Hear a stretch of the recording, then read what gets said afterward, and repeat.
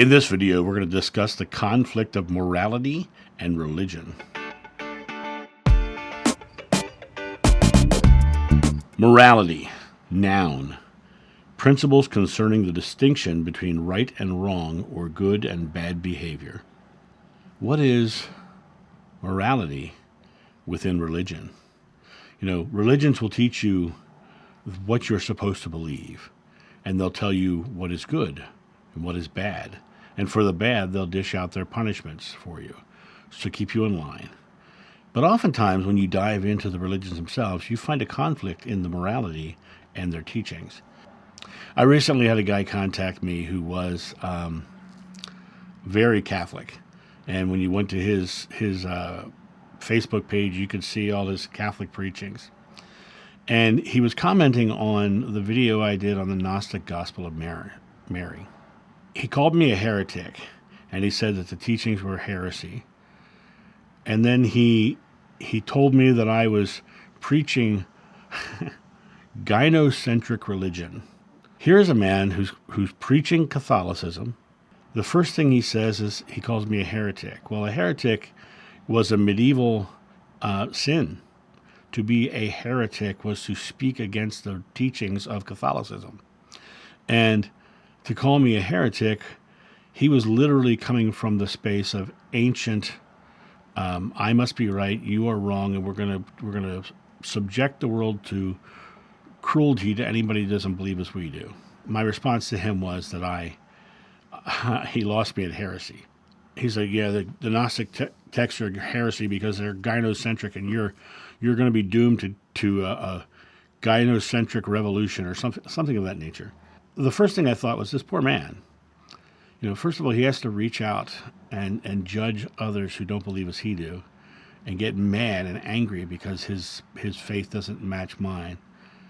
I'm living a joyful, happy life, surrounded by people I love who love me in return. My spirituality seems to be working out pretty well for me. He's angry, mad, screaming, yelling, hollering, and coming at me to judge me for not thinking like he does. I don't think his is working out as well. But let's get into the morality of what he was talking about. Gynocentric. His whole premise was the idea that I shouldn't be saying that women are equal. I shouldn't be saying that women are as powerful as a man. That's what his argument was. His argument was medieval, and calling me a heretic, medieval and chauvinistic, to say that women should not be allowed to have a word in God or a word in teachings. And he obviously had not studied the Gnostic texts, because they're not gynocentric. They don't promote women. It's a very rare thing to find a woman promoted in the Gnostic texts, because they were also written at a time when women were subjugated. Even in the Gnostic Gospel of Mary, several men actually say, why should we listen to her? She's a woman. But the point of it, is it moral to subjugate women in that way? Is it a moral thing to say women are not equal? If God is love, then love cannot be encompassed by one religion, and it definitely will not be encompassed in one that is preaching fear-based vengeance. And so you have to look at the morality of it. Am I supposed to morally judge others? But the Bible itself says, judge not, lest ye shall be judged. So the morality of the religion is in conflict because of the idea that they say God is love. They say don't judge others. And yet everyone involved in that religion is judging others and saying and preaching fearful, vengeful things instead of love. And so it comes down to, is it moral to condemn others for not believing as you do? That's a choice you're going to have to make. And that's one of the morality issues within Catholicism. Here's another one. Is it moral to condemn others who don't love the same way you do? If God is love, then love in any form is not wrong. So homosexuality, bisexuality, polyamory, any of those things, if it's loving, it's of God. And yet, they'll tell you that you can't, and it's a sin, and that you're going to burn in hell for your love. Even in the recruitment of priests and nuns, they find people who don't seem to have that attraction to the opposite sex, and they push them into becoming priests and nuns. Now, so they're basically telling them to believe as we believe, you have to deny your actual feelings. And what happens within the Catholic Church? A lot of abuse, a lot of altar boys who had some real problems with priests, right? There's been a lot of issues, and the church doesn't like to talk about it, but it's huge. It's all over the place. And why is that? Because telling them to deny their love is against God, because God is love. And so is it moral to tell someone not to love someone else? For me, my choice was no. Have seen some of the most beautiful couples of the same sex, and people who just love and adore each other, and you can see the love, and you can feel the love from them palpably. That feeling of love is God. And so is it moral to condemn them? No, it's actually literally condemning God, to condemn someone for how they love when God is love. But here's a big one, and this one kind of taps into my life pretty heavily. Is it moral to scare children to make them believe as you do? To find a child who is so open and caring and happy and joyful, and to scare them with hell and damnation and fire and brimstone and horned devils, is it moral to scare the children? I would say no. I would say no. I talked to my son. I was like, just do what's right. Just do the loving thing. Do the caring thing. And that's the way life should be lived. Be the love. Represent God into the world, because God is love. Representing fear and anxiety and stress and vengeance is not representing God. It's representing the opposite, which is fear. It's representing fear. It's scaring children because you're afraid you're going to be wrong, or you're afraid they're going to burn in hell because they don't believe as you do. So the morality of scaring children into believing is, in my opinion, immoral. It's an immorality. The child is perfect. Show them they're perfect. Show them you love them. Show them how to love. Is it morally just to baptize a child into a religion before they can make their own choice? Is it morally just to say you are this and label them with this label from a young age? I know I was. I know that now, 59 years old, I'm having to rethink all that stuff. I'm rethinking my entire belief system from childhood. In the Bible it says you must become as a child to enter the kingdom of heaven. The child didn't have the beliefs. The child came into this world free of belief, free of the fear-based morality placed upon that child by being, quote-unquote, born in sin, which no child is born in sin. They didn't make any mistakes. They didn't miss the mark. They're not born in sin. They are born beautifully, openly, lovingly, without the fear-based belief. And it's a matter of fostering that beautiful fearlessness and letting them experience God their entire life. So is it moral to force them into believing as you do before they can even think? I don't find that truly moral. So now let's dive into historical Christian morality. When you look at the Apostle Paul, he said it's okay to beat your slave so long as the slave doesn't die, because the slave is property. Doesn't sound too moral to me. He said the women weren't allowed in the temple, only the men could go and study in the temple. Doesn't sound too moral to me. Doesn't sound like he's respecting or loving anyone. He sounds to me like he's trying to push patriarchy to the forefront. So it doesn't seem very moral to me.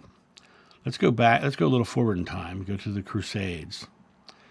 Catholic crusaders come and invade the Holy Land to take it from the people who own it, to take their home from them because of the stories of their religion.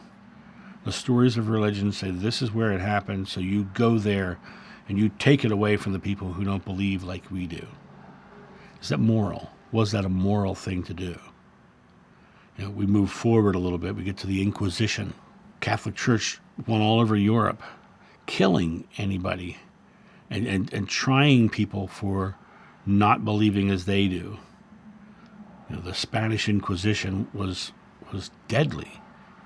They were literally chasing people down who weren't Catholic and killing them. Is it moral? Is it a moral thing to do? South America, conquistadors went down there, took all the gold, took all of the valuables, killed off most of the people, and tried to convert them to God in the name of Catholicism. Was it the moral thing to do? Was it truly loving? Here in America, the Christians left Europe to avoid persecution. So they were running away because they were the underdogs being persecuted in Europe. They came here to America. What's the first thing they did? They persecuted the people who lived here, took their home, put them on reservations, and literally subjugated the people who didn't believe as they did. Was it moral?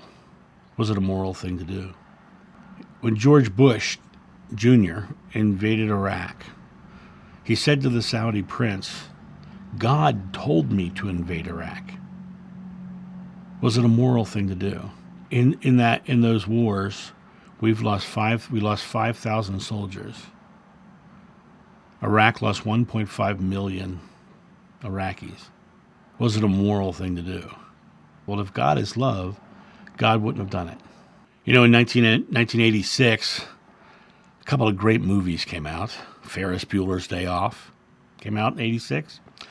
Big Trouble in Little China, one that I happen to love, came out that year. Amazing year for films. There was a lot of other stuff that came out too. But also in 1986, the Catholic Church forgave Galileo for the world not being flat. So for 500 years, he was a heretic and condemned by the Catholic Church. Was it moral? Was it loving? Just over a decade ago, our latest pope went down to South and Central America and made a formal apology for what the conquistadors did. 500 years later. Was it loving? Was it caring? Was it moral to go apologize for that? Sure it was. To say you're sorry that this was a mess up, right? But to wait 500 years and not be apologetic for stealing all their wealth and all of their abundance and taking away their entire way of life, the church wasn't moral. So the question comes down to, do you get to choose your own morality? Well, if your morality is based in love and caring and, as Jeshua would have said, loving one another, then I would say you're probably a better judge of your morality than any religion is. That Catholicism has failed us in morality, and Christianity has failed us in morality, and almost every other religion in the world has failed us in morality because they're forcing us to believe certain things are good and bad, when morality comes down to one thing: is it loving or is it not? And if it is not loving, it's not of God, because God is love. And so morality is your choice. Morality is your ability to step into your own power of choosing to be loving or not. Every moment of my life is aimed at being loving. Sometimes, subconsciously, we're not as loving as we could be. But the moral thing to do is to make amends for that. Apologize. And I have apologized right after saying something to someone. And I said, I am so sorry I just said that. That was my subconscious mind from past experiences. I do not think that way now, and I am altering that thought. If you're judging someone for not believing as you do, is that moral? If you're judging someone for loving someone beautifully, if you're judging an entire community for their beliefs. Is that moral? The reality of it is morality is chosen. Finding God is finding love and living love and being love. The conundrum of morality and Christianity comes down to this. There are loving things in Christianity. There are loving things in Catholicism. It's also about recognizing this. There are fallacies. There are moral discrepancies. There are conflicts within the religion that are directly against what they supposedly preach. And so it comes down to releasing all the fear-based stuff that the religion's forcing down your throat and coming back to the space of just being loving. Now, what I find really interesting is I know this video will be seen by some people that don't agree with me. And I want you to understand everything I'm talking about is being loving.